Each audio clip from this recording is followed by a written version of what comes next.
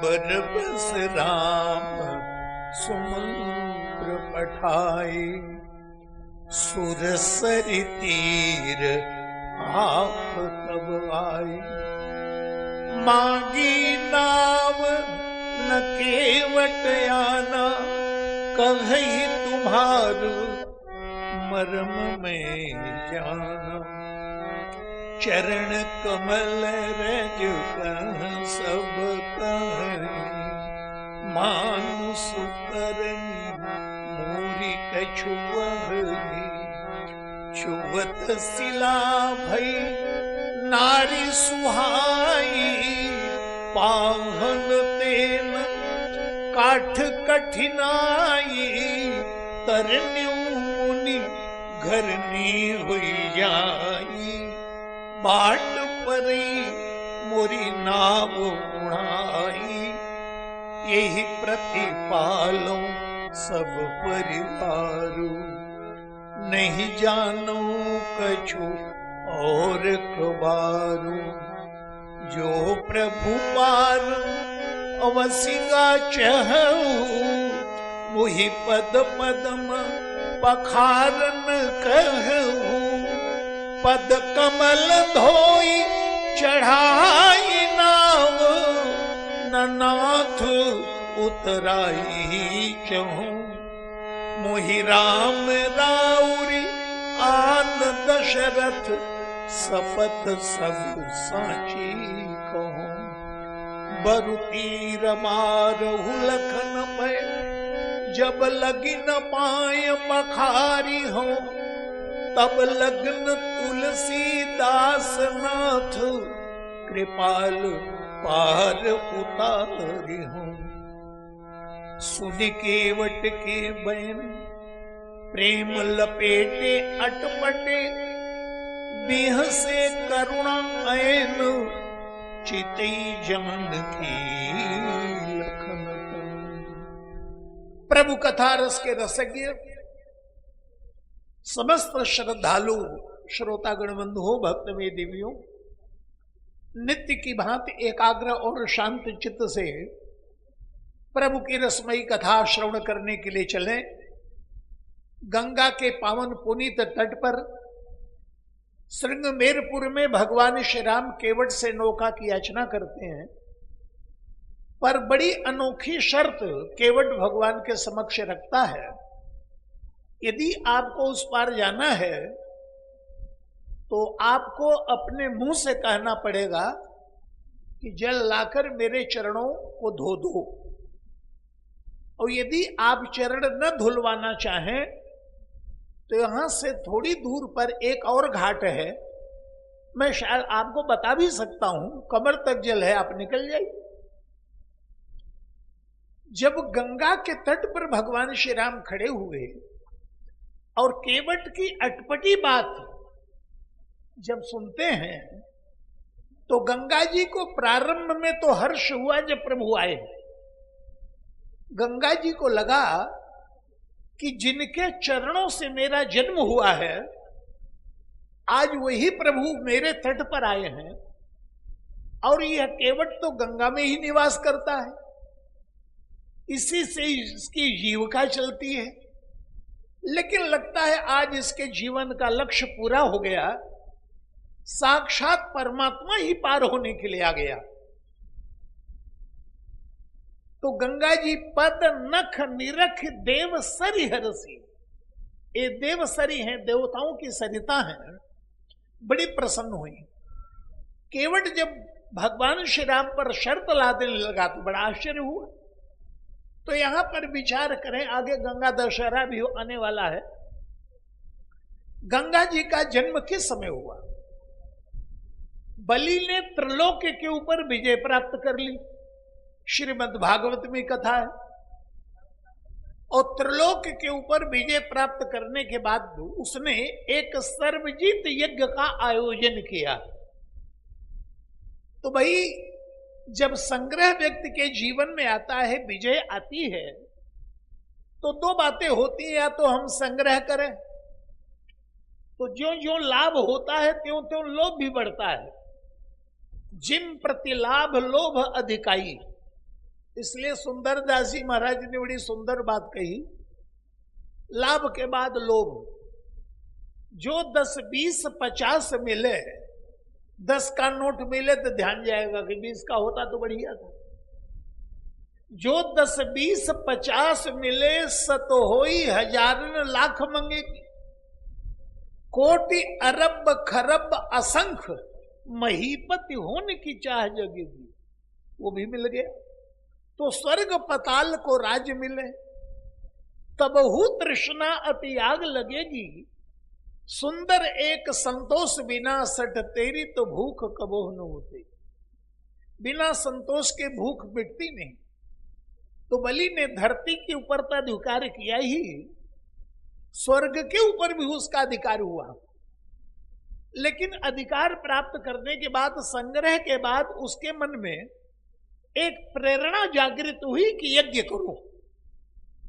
और यज्ञ जो है उसमें वितरण किया जाता है।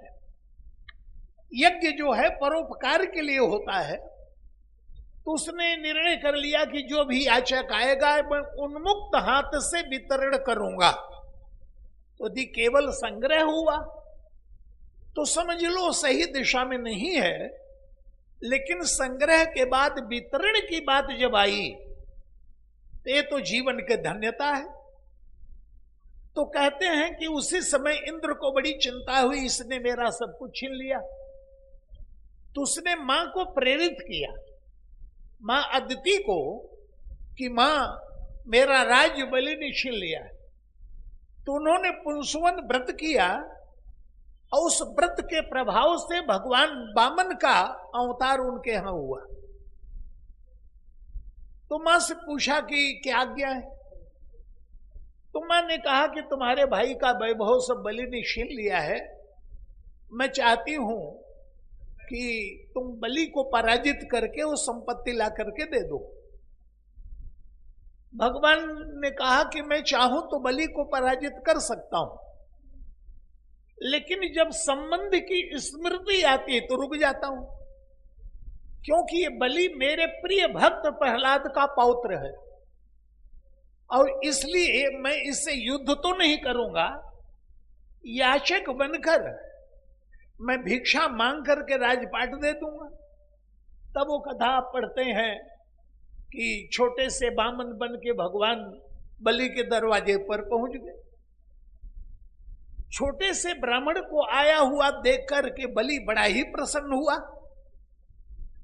कि ये तो बड़ा सुंदर ब्राह्मण है। ब्रज में ये लोक गीत गाया जाता है और लोक गीत ये है, ब्राह्मण बन के प्रभु करतार पधारे बलि राजा के द्वार। ब्राह्मण बन के प्रभु करतार पधारे बलि राजा के द्वार। बने बामल अंगुल भगवान, बने बामन अंगुल भगवान। रूप को देखी छिपे हैं भानु, रूप को देखी छिपे हैं भानु। लग्यो माला में जिनको ध्यान, लग्यो माला में जिनको ध्यान। चरण खड़ाऊं पहन के लकुटी ली हाथ, और रामायण ली बगल में मृगछाला है साथ।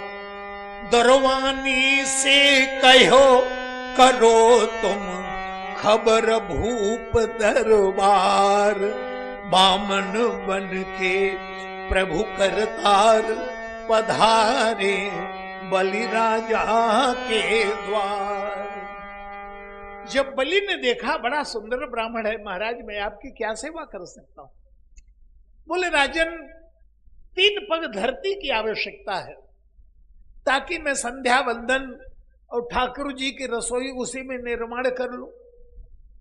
बलि ने कहा, बोले महाराज ब्राह्मण शरीर से भले छोटा हो पर विवेक से बहुत बड़ा होता है।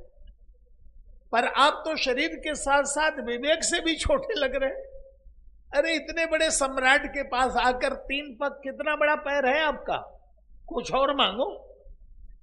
पर भगवान का व्यंग यह था कि 2 पग वाला 3 पग देगा कहां से, पहले तो 3 तो पूरा करो भाई, ज्यादा से ज्यादा अर्थ दे दोगे और उसके बाद चाहो तो काम दे सकते हो कि महाराज विवाह संबंध करो, खर्चा मैं कर दूंगा।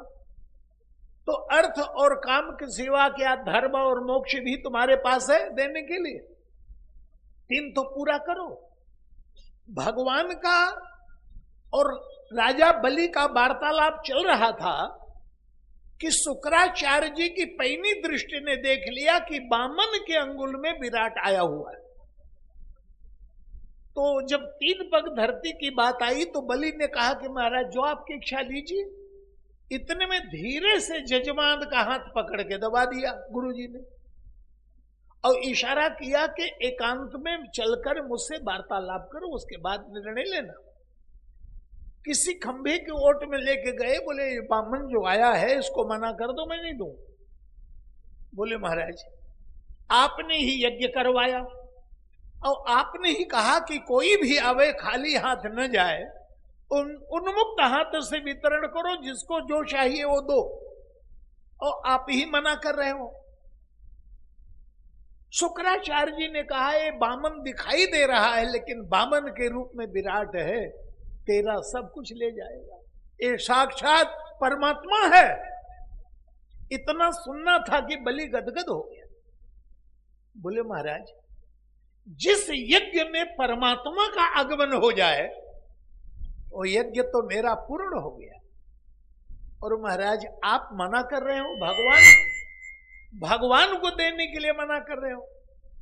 प्रभु एक बात पूछूं, यदि आज मैं इनकार कर दूं तो भगवान में इतनी सामर्थ्य है कि मेरे इनकार करने के बाद भी मेरा सर्वस्व लेने की सामर्थ्य रखते हैं। बोले सो तो है। बलि ने कहा बोले महाराज भगवान छीन नहीं रहे हैं, याचक बनकर आए हैं, तो दातापन का सौभाग्य क्यों न ले लूं, मैं तो दूंगा। पर गुरु जी को चिंता हो गई कि भगवान ही सब ले जाएंगे तो मेरा क्या होगा। जजमान की संपत्ति भी बनी रहे ताकि पुरोहित को भी उसी में से मिलता रहे, और इसलिए मना कर रहे हैं। गुरु जी नाराज हो गए। उन्होंने कहा गुरु की बात नहीं मानता, मैं शाप देता हूं तेरी सारी संपत्ति नष्ट हो जाए। बलि मुस्कुराने लगा, बोले भगवान लेने आए थे, आप बचाने चले थे, तो शाप दिया तो नष्ट होने का ही। इसका अभिप्राय है कि परमात्मा का संकल्प कोई रोक नहीं सकता। किसी न किसी रूप में परमात्मा अपना संकल्प पूरा करता है। अब इधर तो ये गुरु चेले की बात है, अब जरा आगे देखिए, यहां तो बलि प्रभु को समर्पित करने के लिए तैयार है। पर रामचरितमानस के अयोध्या कांड में केवट प्रसंग से पहले एक कथा आती है। महाराज दशरथ दरबार में बैठे हुए, और जब दशरथ की चारों तरफ से प्रशंसा होने लगी, लोग कहने लगे, बोले 3 काल त्रिभुवन जग माही, भूरी भाग दशरथ समनाही। दशरथ के समान कोई राजा नहीं हुआ। महाराज दशरथ ने मन में विचार किया कि ये लोग कह रहे हैं कि मेरे समान कोई राजा नहीं हुआ, तो जरा मैं देखूं कि सचमुच ये लोग जो कह रहे हैं बिल्कुल ठीक है। उसी समय दर्पण मंगवाया महाराज ने, राय सुभाय मुकुर कर लीना, बदलो की मुकुट सम कीना, श्रवण समीप भय सित केसा, मनहु जरठपन अस उपदेशा। ये लोग कह रहे हैं कि मेरे समान कोई राजा नहीं, और जब दर्पण में देखा तो मुकुट टेढ़ा हो गया, बदन बिलो की, मुकुट सम कीन्हा, जो असम हो गया था उसको सम किया, और मुकुट के माध्यम से जो केस ढके हुए थे कान के पास, वो सीधा किया तो दिखाई देने लगे।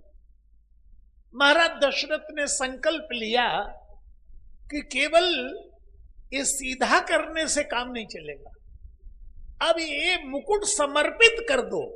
बलि समर्पित करने की बात कर रहा है, महाराज दशरथ भी समर्पित की बात कर रहे हैं। नृप युवराज राम कह देहु, जीवन जन्म लाहु किन लेहु, जीवन का लाभ क्यों न ले ले। गुरु जी के पास पहुंचे, एक गुरु शुक्राचार्य जी, दूसरे गुरु वशिष्ठ जी। महाराज दशरथ गुरु जी के पास पहुंचे और बोले कि भय राम विद सब विधि सब लायक, तो गुरु जी मैं चाहता हूं कि राजपाट उनको समर्पित कर दूं। गुरु जी गदगद हो गए, बहुत बढ़िया विचार है। तो बोले गुरु जी पंचांग खोल के जरा मुहूर्त देख लीजिए।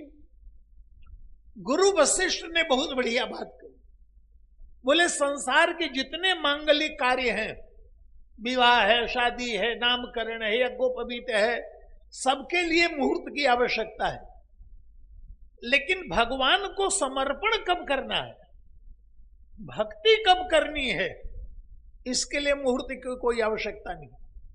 बेग विलंबन करिए नृप, देर मत करो, बेग विलंबन करिए नृप साजे सबई समाज। तुम सुदिन पूछ रहे हो, सुदिन सुमंगल तब ही जब राम हो ही जो राज। तो यहां तो गुरु जी ने राम को समर्पित करने की बात की, वहां बलि भगवान को समर्पित करना चाहता है तो गुरु जी मने कर रहे हैं। पर गुरु जी को ही चिंता है कि सब भगवान ले जाएंगे तो मेरा क्या होगा। और गोस्वामी तुलसीदास जी महाराज जी ने बहुत सुंदर बात कही है विनय पत्रिका में, जाके प्रिय न राम बैदेही तजियताही कोटिक बैरी सम, तजियताही कोटिक बैरी सम, यद्यपि परम स्नेही जाके प्रियन राम बैदेही।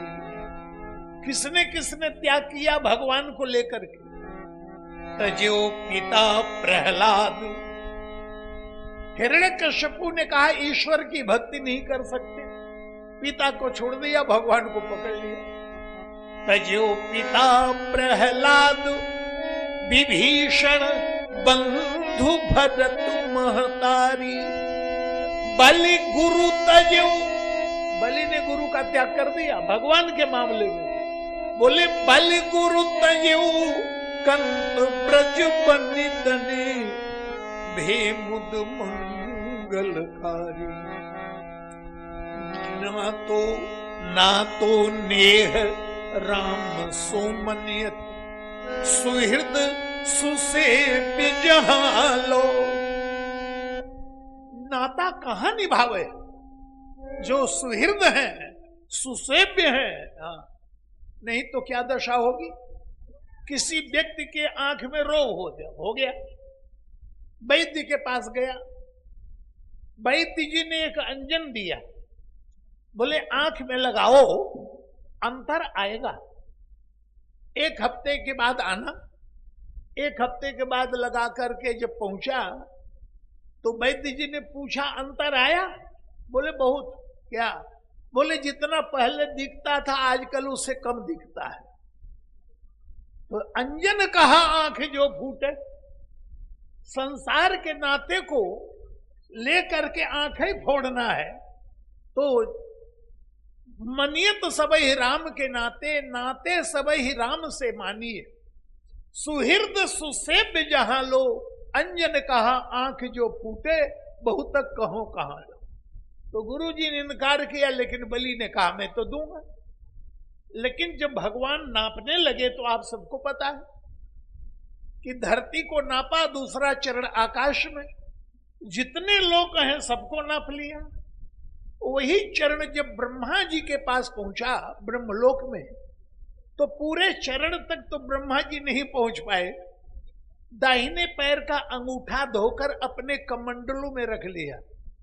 तो गंगा जी का प्रादुर्भाव कहां हुआ? बोले ब्रह्मा के कमंडल में श्री हरि के चरणों से।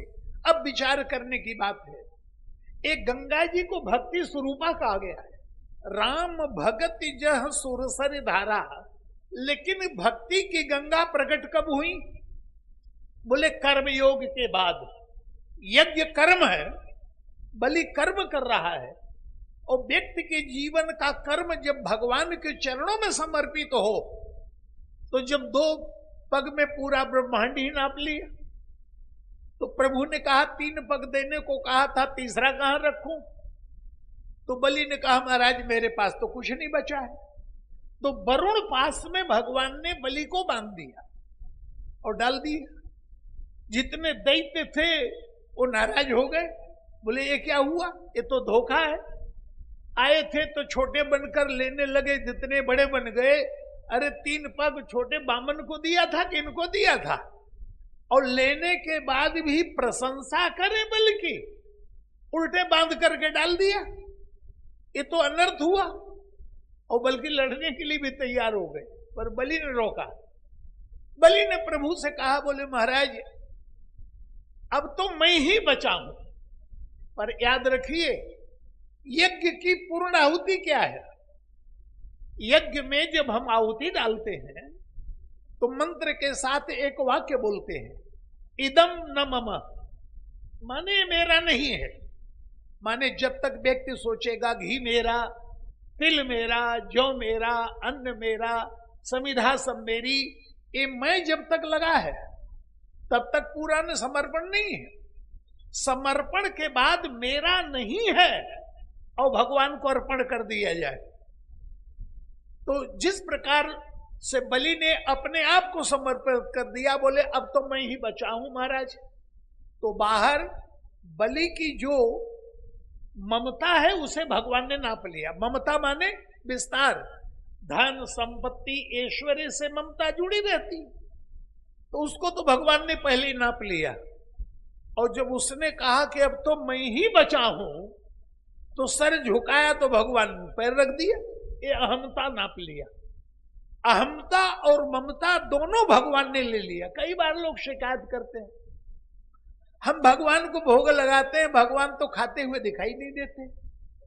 एक सज्जन ने कहा यदि भगवान खाते हुए दिखाई दे तो सोच समझ के भोग लगाएंगे कि कितना लगाऊं।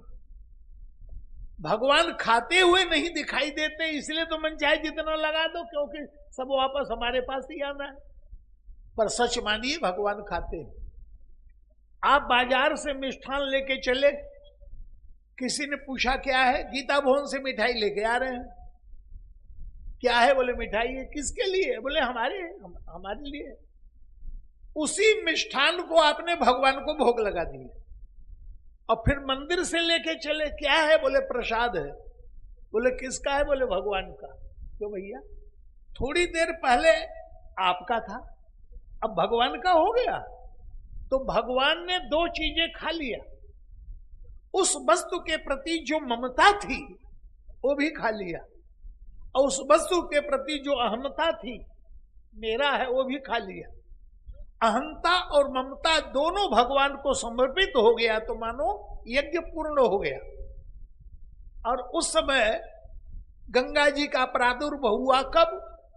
कर्म के बाद। आप यदि रामायण को ध्यान से पढ़ते होंगे तो गंगा जी भक्ति है, यमुना जी कर्म स्वरूपा है, सूर्य की बेटी है ना। भगवान सूर्य कर्म के देवता है। प्रातः काल उदित होकर भगवान सूर्य कर्म की दिशा में व्यक्ति को प्रेरित करते हैं। सूर्य उगने के बाद भी यदि कोई बिस्तर में पड़ा रहे तो हम और आप कहते बड़े निकम्मे हो, सूरज निकल आया अभी पड़े हो, कर्म करो कर्म करो कर्म करो। तो गंगा यमुना की धारा दोनों अलग अलग चलती हैं हिमालय से, लेकिन यमुना जी प्रयाग में जाकर गंगा में अपने आप को विलीन कर देती है। इसका अभिप्राय कि हमारे जीवन का जो कर्मयोग है, यमुना जी सूर्य की पुत्री है, इसलिए कर्म कथा रविनंदनी वर्णी रामायण में वर्णन किया गया।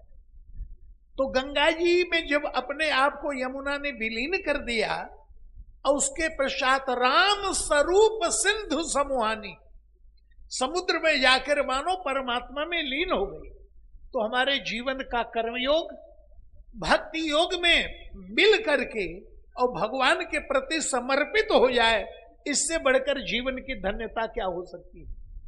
तो गंगा जी जब बने, भगवान श्री राम जब गंगा के तट पर प्रकट हुए तो गंगा जी को बड़ी प्रसन्नता हुई। मेरे उद्गम स्थल जिनके श्री चरणों से मेरा जन्म हुआ है, आज इस तट पर आए हैं और एक किनारे पर रहने वाला केवट कितना भाग्यशाली है कि जीवन को आज धन्य बना लेगा। पर जब केवट भगवान श्री राम के ऊपर अपनी शर्त लादने लगा तो गंगा को लगा कि बड़ा अभागा है, भगवान साक्षात आके खड़े हुए हैं, इसको सौभाग्य दिए हैं, पर इतना मूर्ख है कि इससे अवसर को कहीं चूक न जाए, कहीं भगवान वह बलि की यज्ञशाला वाला रूप बना ले तो नन्ही सी धारा को पार करने में क्या उनको असुविधा होगी। तो पद नख निरख देव सरी हरसी, पर सुनि प्रभु वचन मोह मति कर। भगवान की बात सुनकर मानो गंगा जी की बुद्धि मोह के द्वारा आकृष्ट कर ली गई। गंगा जी ने मानो प्रभु से कहा, बोले नाथ, त्रिलोक को नापने वाले में आज इतनी असमर्थता कहां से आ गई? आप वो विराट रूप क्यों नहीं बना रहे हैं, गंगा की धारा को पार कर ले। भगवान ने मानो गंगा से कहा, गंगा, बड़े बड़े अहंकारियों को अहंकार को नापने की सामर्थ्य मेरे पास है, लेकिन प्रेमी के प्रेम को नापने की सामर्थ्य मेरे ऊपर नहीं है। ये केवट अहंकारी तो है नहीं, ये तो प्रेमी है। बलि के जीवन में ऐश्वर्य का अभिमान था तो मैंने नाप लिया, पर ये तो दीनहीन बेचारा। और लेकिन जब केवट कहता है, कहे तुम्हारा मर्म में जाना, मैं आपके मर्म को अच्छी तरह से जानता हूं, तो भगवान का क्या मर्म है? केवट जानता है कि भगवान यदि गंगा को पार करना चाहें तो इनको कोई कठिनाई नहीं होगी। ये बड़पन देने के लिए मुझे आए हैं और इसलिए जो जो मैं कहूंगा वो ये करेंगे। यहां पर ज्ञान और भक्ति का एक अंतर आपको दिखाई देता है। ज्ञानी कहता है कि ब्रह्म ऊपर है, जीव यदि ब्रह्म से एकत्व प्राप्त करना चाहता है तो नाम रूप से ऊपर उठकर ब्रह्म का साक्षात्कार करे। पर भक्तों ने कहा, संस्कृत में अवतरणिका शब्द सीढ़ी के लिए कहा जाता है। सीढ़ी माने अवतरणिका, तो अवतार शब्द जो है अवतरणिका का मानो पर्यायवाची रूप है। माने सीढ़ी लगी हो तो नीचे वाला ऊपर, ऊपर वाला नीचे आ जा सकता है। तो भगवान ने कहा कि मैं ऊपर हूं, तुम नीचे हो। इस अवतरणिका से जरा नाम रूप से ऊपर उठो और मुझसे साक्षात्कार करो। उपनिषदों में कहा गया है ईश्वर और जीव सखा है। तो जीव ने कहा कि प्रभु जब कहते हैं ईश्वर जीव सखा है तो सखापन तो तब सिद्ध होगा कि दोनों एक दूसरे से मिले। आप रहते हो ऊपर, हम रहते हैं नीचे, तो बराबरी कहां हुई? आप कह रहे हो कि सीढ़ी से ऊपर उठो, तो हम करोड़ों लोग नीचे हैं, आप अकेले ऊपर हैं। हम नाम रूप से उठ उठ कर एक एक करके जाएंगे, पता नहीं कितना समय लगेगा। तो हम ऊपर चढ़े इतने लोग, और इसके बदले आप ही नाम रूप लेकर ऊपर से नीचे आ जाए तो बड़ी सरलता से मिलन हो जाएगा। तो जीव के ऊपर कृपा करने के लिए परमात्मा मानव के अनुकूल आचरण करने के लिए तैयार हो जाता है। और जो इतना समर्थ परमात्मा है, आज गंगा के तट पर केवट से नौका की याचना भी कर रहा है। माने यहां पर जीव और सखा माने भगवान तो कहते मैं तो पार करता हूं, लेकिन आज बिना तुम्हारे सहयोग के इस पार से उस पार नहीं जा सकता। और इसलिए केवट इस बात को अच्छी तरह से समझ गया। जब गंगा जी ने प्रभु से कहा, बोले महाराज इतने असमर्थ हो गया कि नन्ही सी धारा को पार नहीं कर पा रहे हैं। तो प्रभु ने कहा कि अहंकारियों के अहंकार को नाप सकता हूं, पर प्रेमी के प्रेम को नापने की सामर्थ्य मुझमें नहीं है। श्री भरत जी के संदर्भ में गोस्वामी जी ने कहा, तुलसी न समर्थ को जो तरी सके सरित स्नेह की। स्नेह की सरिता को पार करना मेरे बस का नहीं है। इसलिए भक्त लोग गीत गाते हैं, भगवान कह रहे हैं, बोले सांकर हो ये तो तोरी दिखाऊं, सांकर हो ये तो तोरी दिखाऊं, खंभ हो ये तो फारी दिखाऊं, सिंधु हो ये तो बांध दिखाऊं, खंभ को फारी प्रगट हूं छिन्न में, प्रीति न फारी जाज, झीनी झीनी प्रेम की डोरी, मुंह पे तोरी न छोड़ी जाए। रामावतार में भी आपको दिखाई देगा, कृष्णावतार में भी दिखाई देगा। ब्रज की घटना है कि नारद जी आते हैं, भगवान कृष्ण की लीलाओं को देखते हैं, और ब्रह्मा जी के पास जब जाते हैं तो ब्रह्मा जी कहते हैं क्या क्या लीला देख के आए, जरा आज मुझे बताओ। तो नारद जी लोकगीत है ब्रज का, कौन पावे वा को पार, प्रेम नदिया की सदा उल्टी बहधार, कौन पावे वा को पार, प्रेम नदिया की सदा उल्टी बहधार।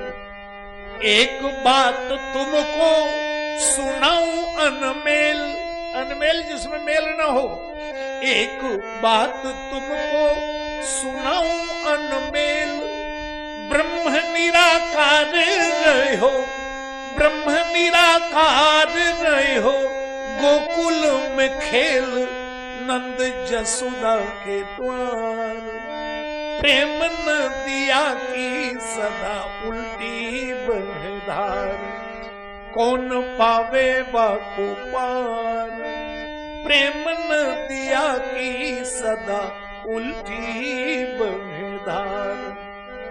जननी की गति दई पुतना को मेली मेली, जननी की गति दई पुतना को मेली मेली, 20 दिन आई, अरे 20 दिन आई मुक्ति पाई ठेली ठेली, खुले स्वर्ग के द्वार, प्रेम नदिया की सदा उल्टी बहधार।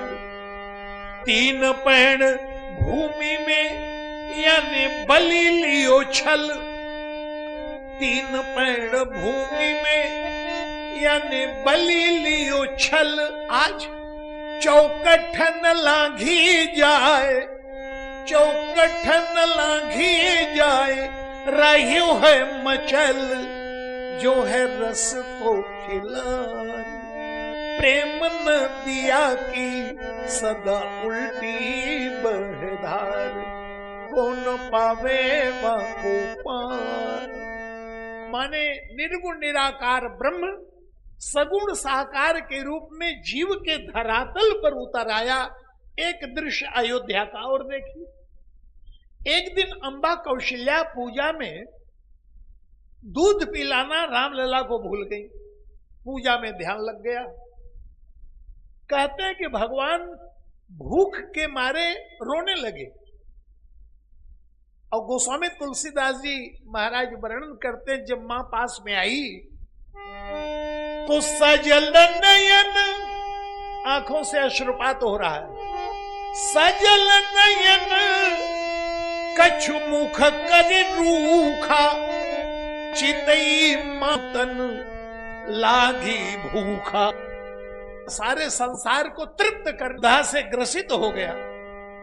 देखी मातु आतुर उठी धाई, कही प्रिय बचन लिए उरलाई।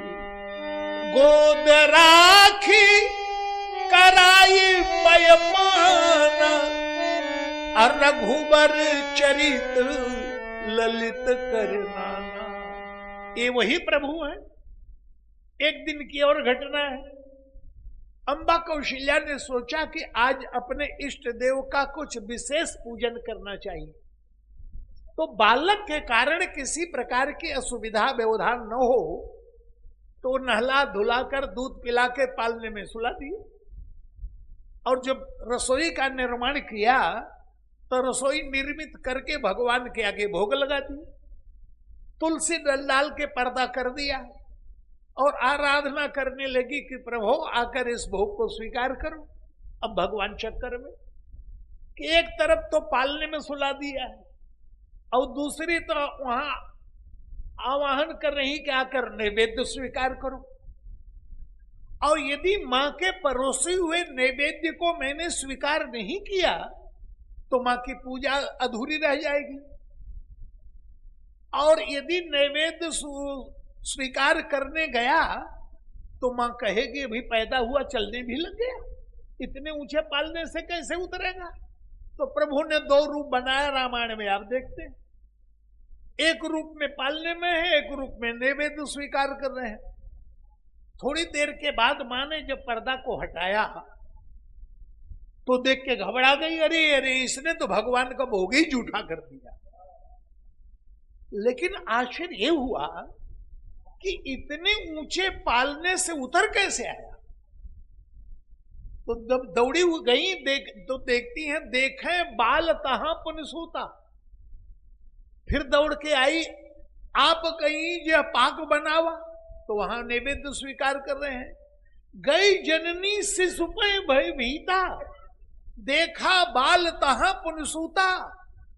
बहुरी मातु तहवा चली आई, भोजन करत देख सुत जाई। इहां उहां दुई बालक देखा, मत भ्रम मोर की आन विषय। मेरी मति का भ्रम है, कोई अन्य कारण है।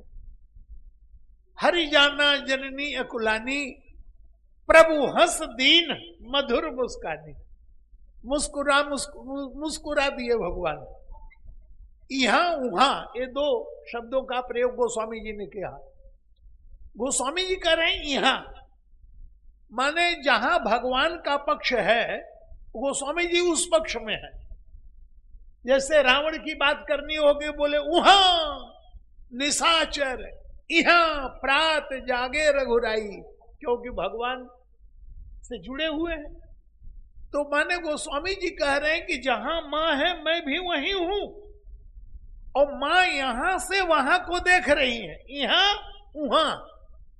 तो किसी ने गोस्वामी तुलसीदास से कहा कि महाराज भोग लगाते हुए भगवान के पास आप क्यों खड़े हैं। बोले वही जो भोग लगा रहा है बिना प्रसाद दिए तो रहेगा नहीं, सोते हुए ब्रह्म से मुझे क्या लेने देना है। इसलिए जहां प्रभु भोग लगा रहे हैं वहीं मैं भी हूं, ताकि मुझे भी प्रसाद मिले। और गोस्वामी तुलसीदास जी महाराज आनंदित तो होते हैं कि मां जब घबरा गई तो मां ने पूछा, महाराज आपका असली रूप कौन सा है, ये सोता हुआ कि नैवेद्य स्वीकार करता हुआ। तो प्रभु ने दिख रावा माते ही तुरंत, अद्भुत रूप अखंड, रोम रोम प्रति लागे कोटि कोटि ब्रह्म। और जब यह रूप देखा मां तो घबरा गई। अगणित रवि शशि शिव चतुरानन, बहुविधि बहुगिरि विधि ब्रह्मा, सबाम अनेकों रूपों में देखा। मां तो घबरा गई। और उसके बाद भगवान मुस्कुराए और समेट लिया, अपने स्वरूप को समेट लिया और रूख बदन, अपने मुख को रूखा कर लिया। निरख बदन कुछ मुख कर रूखा, और चितई मां तू लागी अगी भूखा। रूप तो दिखा दिए, और फिर दूध के लिए लगे रोने। और मां भूल गई कहां विराट और कहां क्या। गोद राखी कराय पै पाना, रघुवर चरित ललित करी नाना। और केवट कहता है कि मैं आपके मर्म को ये जानता हूं कि आप साक्षात ब्रह्म परमात्मा होते हुए भी आज गंगा के तट पर जो आए हैं तो मुझे बड़प्पन देने के लिए आए हैं। यहां ब्रह्म जीव की तरह कार्य कर रहा है। एक दृश्य और देखिए, दंडकारण्य में रावण के द्वारा श्री सीता जी का हरण हो गया और सीता जी विलाप करती हुई चली जा रही हैं। क्या कह रही हैं? बोले विपत्ति मोरी को प्रभु ही सुनावा, पुरुदास चेहरा सब खावा। सीता के विलाप सुन भारी, भय चराचर जीव दुखारी। गिधराज सुनी आनंद मानी, रघुकुल तिलक नारी पहचानी। अधम निशाचर लीन्हे जाई, जिमि मलेच्छ बसु कपिला गाई। बोले सीते पुत्री करती जनित्रासा। बेटी चिंता मत करो, सीते पुत्री करसी जनित्रासा। करी हूं जातू धान करना सा। धावा क्रोध वंत खग कैसे, छूटे पवि पर्वत कहूं जैसे। रे रे दुष्ट ठाढ़ किन होई, निर्भय चले सिन जान से मोही। तज जान की कुशल गृह जाहू, नहीं तो असो होई है बहुबाहु। रावण को ललकारा, रावण से युद्ध कर लिया। रावण के चंगुल से विदेह नंदिनी को छुड़ा भी लिया। सुरक्षित स्थान पर रखकर फिर रावण से भिड़े। रावण को लगा कि तो मेरा प्राण ही ले लेगा, तो काढ़े से परम कराल कृपाणा। और काटत पंख परा खग धरनी धरनी पर गिर पड़े और रावण सीता जी को लेके चला गया। भगवान श्री राम जब विदेह नंदिनी को खोजते हुए आगे बढ़े तो आगे पड़ा गीधपति देखा, सुमिरत राम चरण जिन रेखा। अब इस प्रसंग को धड़ा ध्यान से सुनिएगा। भगवान श्री राम के चरणों की रेखाओं को जटायु जी स्मरण कर रहे हैं। ध्वज कुलिश अंकुश कंज युत, बन फिरत कंटक किन लय। गोद में लेकर जटायु जी को सारा समाचार रावण का जटायु जी ने दे दिया। भगवान ने जल भरी नयन करहत रघुराई। भगवान की आंखों में आंसू आ गए और गिद्धराज के पंख कटे हुए। आंसू उनके आंखों में होना चाहिए, लेकिन सच्चिदानंद घन के आंखों में आंसू है। तो राम कहा तन राखऊ ताता। आंसू भरे हुए नेत्रों से प्रभु ने कहा शरीर को रखो। तो गोस्वामी जी ने क्या कहा? बोले मुख मुस्काई कही ते बाता। जिसका पंख कटा हुआ है वो मुस्कुरा रहा, और जो सच्चिदानंद घन है वो आंसू भरे हुए हैं। जल भरी नयन कहत रघुराई, तात करम निजते गति पाई। तुम अपने शरीर को रखो, मैं ठीक कर देता हूं, इसको ठीक कर दूंगा। मोरे कहे, गीतावली रामायण में गोस्वामी जी कह रहे हैं कि मोरे कहे तात कछु दिन जीजे, लीजे आप सुमन सेवा सुख मोहि पितु सुख दीजे। पुत्र के रूप में मैं आपकी सेवा करूंगा और पिता के रूप में मुझे आप भरोसा दीजिए। मेरे कहे तात कछु दिन जीजे, लीजे आप सुमन सेवा सुख मोहि पितु सुख दीजे, दिव्य देह इच्छा जीवन, जग विधि मनाई मन लीजे, और हरिहर सुजस सुनाई सकल, जग लोक कृतार्थ कीजे। तो राम कहा तन राखो ताता, और मुख मुस्काई कही तही बाता। बोले महाराज आप शरीर रखने के लिए कह रहे हैं, तो शरीर यदि मैं रखूं तो इस शरीर में कोई अंतर आएगा कि वही गिद्ध वाला ही रहेगा? प्रभु ने कहा नहीं, शरीर तो गिद्ध वाला ही रहेगा, पर स्वस्थ कर दूंगा मैं इसको। और बोले महाराज शरीर न रखूं तो फिर तुम्हें मेरा रूप मिल जाएगा। तो जटायु जी ने कहा घाटे में रखना चाहते हैं कि लाभ में? शरीर छोड़कर आपका दिव्य रूप प्राप्त कर लो, ऐसे बढ़िया सौभाग्य को छोड़कर वही पुराने शरीर में पड़ा रहूं, ये कहां की बुद्धिमानी है? तो वहां पर प्रसंग आता है, गिद्ध देह तज धरि हरि रूपा, भगवान के रूप में आ गए। और भगवान ने अपना रूप क्यों दे दिया? क्योंकि भगवान को भक्त की चिंता है। जटायु जी ने सीता जी को वचन दिया था, करिहूं जात उधान करना सा, लेकिन नाश नहीं कर पाए। तो भगवान को हो गई चिंता कि भक्त की बात पूरी कैसे हो, तो अपना रूप दे दिया। बोले मेरा रूप ले लो और मैं रावण का वध करूंगा, तो तुम्हारा ही द्वितीय, तुम मेरे द्वितीय रूप माने जाओगे। तो आज तुम्हारी प्रतिज्ञा भले पूरी न हो, पर भविष्य में तुम्हारी प्रतिज्ञा पूरी होते हुई दिखाई देगी कि मारूंगा तो ये विष्णु का जो रूप मैंने तुम्हें दिया है कि मेरा द्वितीय रूप है, अब इसी रूप में भक्त की इच्छा का पालन भगवान ने किया।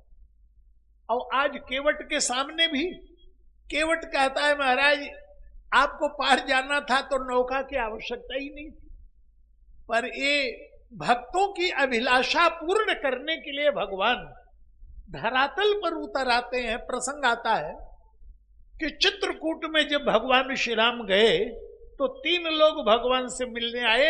इस प्रसंग को भी ध्यान रखिएगा कि भगवान क्यों ऐसे साधारण लोगों से मिलते हैं। सबसे पहले देवता आए चित्रकूट में, गोस्वामी जी ने वर्णन किया, बोले अमर नाग किन्नर दिसिफाला, चित्रकूट आई देह काला, राम प्रणाम कीन सब काहू, मुदित देव लही लोयन लाहू। अपने नेत्रों से भगवान के दर्शनों का लाभ लिया। तो भगवान ने कहा भाई ये देवलोक से आए हैं तो प्रणाम मुझे करना चाहिए क्योंकि ये देवता है। मैंने दशरथ के यहां मानव के रूप में उतार लिया है, तो मनुष्य का कर्तव्य है कि देवता को देखे तो प्रणाम करे। तो राम प्रणाम किन सबका, देवताओं ने अपने नेत्रों का लाभ लिया। व्यवहार में प्रभु ने पूछ दिया आप लोग कुशल से तो हैं, तो देवताओं ने अपने स्वभाव का परिचय दे दिया।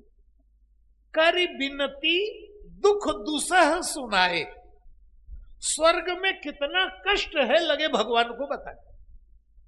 भगवान को हंसी आ गई, बोले राजपाट छोड़कर जंगल में मैं आया हूं, ये नहीं पूछ रहे हैं महाराज जंगल में आप कैसे हैं, उल्टे अपने ही कष्ट बता रहे हैं। तो भगवान ने आश्वासन दिया अच्छा आप लोगों का कष्ट दूर करूंगा। तो हर्षित प्रसन्न हो गए देवता, निज निज सदन सिधाए। उसके बाद चित्रकूट के महात्मा लोग भगवान से मिलने आए। आवत देखी मुदित मुनि वृंदा, कीन दंडवत रघुकुल चंदा। देवताओं को प्रणाम किया, महात्माओं के चरणों में दंडवत प्रणाम किया लेटकर, माने देवताओं से ज्यादा महत्व संतों के दिया भगवान ने। आवत देखी मुदित मुनि वृंदा, कीन दंडवत रघुकुल चंदा।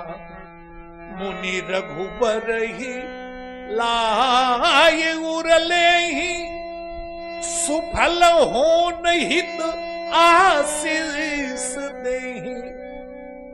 शीसो मित्र राम छवि देखहि, जीवन सकल सफल करी लेखहि। ये महात्मा लोग आए, महात्माओं को दंडवत किया। महात्माओं को लगा कि हमने जीवन में जो साधना की थी, जो साधन भजन किया था, मुनि रघुबर ही लाई उरले ही, सुफल होन हित आशीष देहि। राम सिय सौमित्र निहारे, और साधन सकल सुफल। आज हमारे जीवन का साधन सब सफल हो गया, भगवान का दर्शन हुआ। इसके बाद वहां के कोल भील जो थे उनको पता चल गया, तो गोस्वामी जी उसका भी वर्णन करते हैं। यह सुधि कोल किरातन पाई, यह सुधि कोल किरातन पाई, हर से जनु नभ निधि घर आई।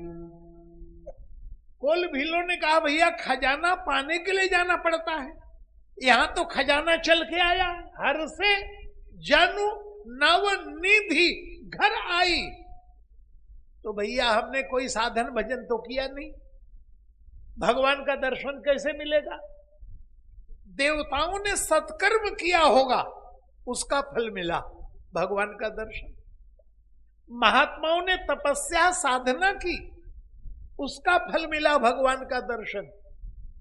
लेकिन हम लोगों ने तो कोई साधन किया नहीं। गोस्वामी जी से पूछा गया कि ये कोल भीलों को कौन से साधन का फल मिला?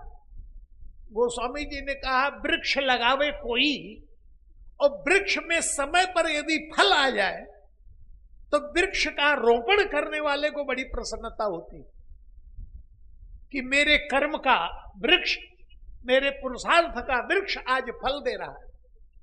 लेकिन वृक्ष लगावे कोई, फल मिल जाए किसी को, तो ये साधन का नहीं, कृपा का फल है। तो ये कोल भीलों को कृपा का फल मिला है। तो कोल भीलों ने कहा भैया हमने साधन तो किया नहीं, तो साधन से तो प्रभु मिलेंगे नहीं, चलो लूटते हैं, लूट के मिल पाएंगे। तो पत्तों के दोने बनाए, दोनों में कंदमूल फल ले लिया। कंदमूल फल भरी भरी दोना, चले रंग जनु लूटन सोना। जैसे दरिद्र खजाना लूटने के लिए जाए और भगवान के आगे जब आए तो करही जोहार भेंट धरी आगे। प्रभु ही बिलो कही अति अनुरागी। जो बात कोल भीलों ने कही, केवट की बात से मिला के देखिए। केवट कहता है नाव नहीं लाऊंगा, आपको अपने मुंह से कहना पड़ेगा चरण धुलो तब मैं आऊंगा, ऐसे नहीं आऊंगा। अब कोल भील क्या कह रहे हैं? न देवताओं में वो सामर्थ्य है कहने की, न ऋषि मुनियों में सामर्थ्य है कहने की। कोल भील कह रहे हैं, बोले की न बास बल ठाऊं बिचारी।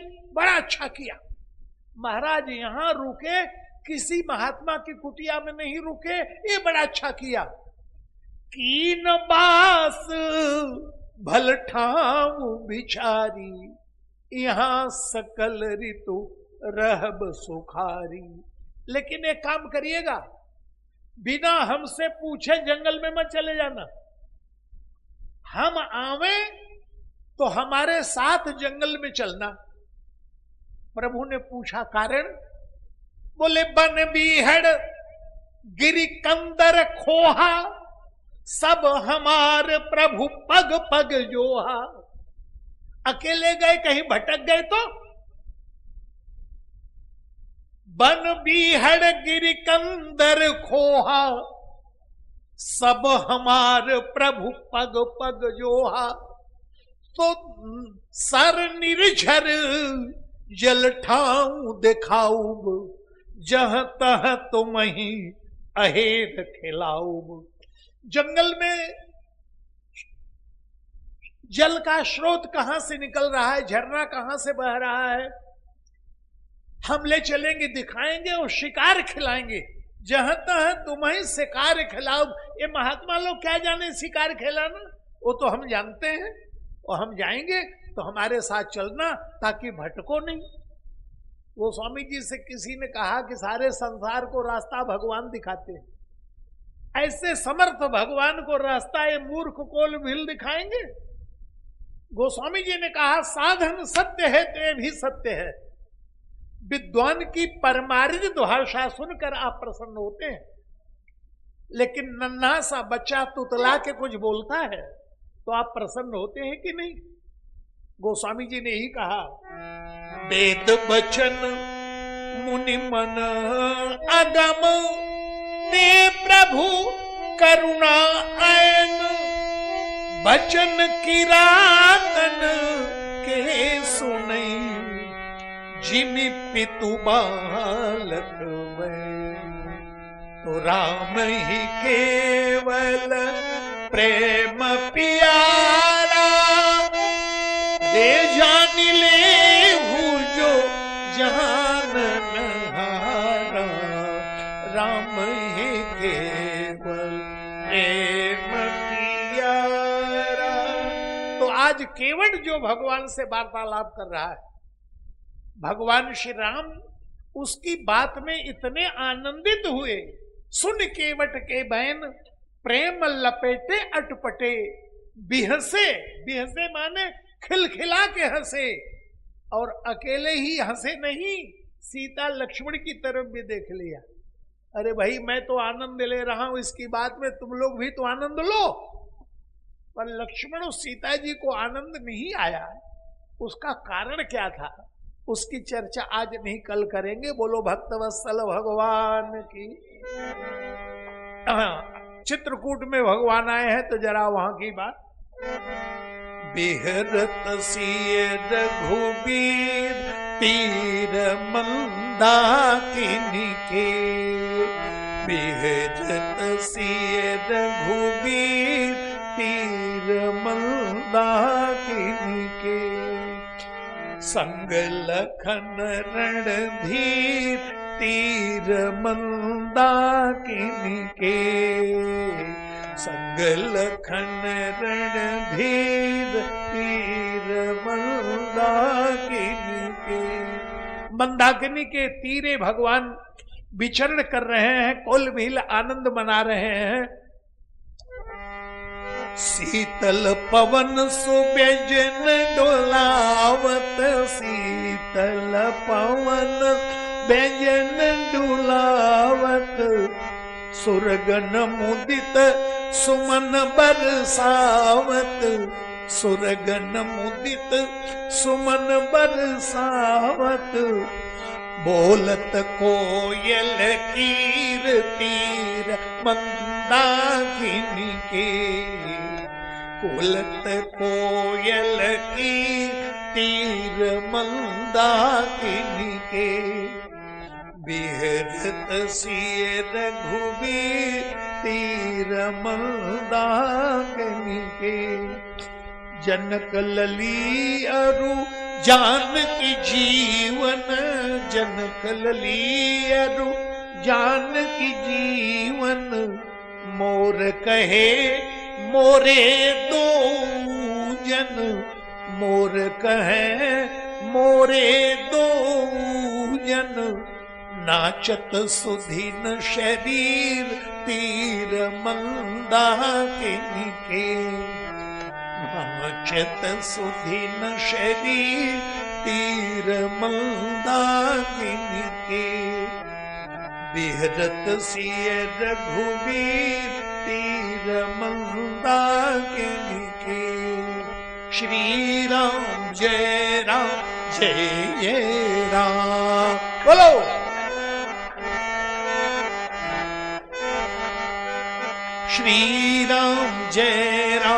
जय जय राम श्री राम।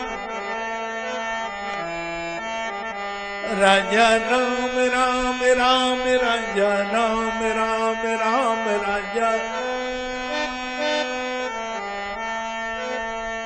सीता राम राम राम सीता राम राम राम सीता। राधे श्याम श्याम श्याम राधे श्याम श्याम श्याम राधे। राजा राम राम राम राजा राम राम राम राजा। सीता राम राम राम सीता राम राम राम सीता राम राम। बोलो भक्तवत्सल भगवान की, बोलो आज के आनंद की, बोले संत समाज की। नमः पार्वती पते हर हर महादेव।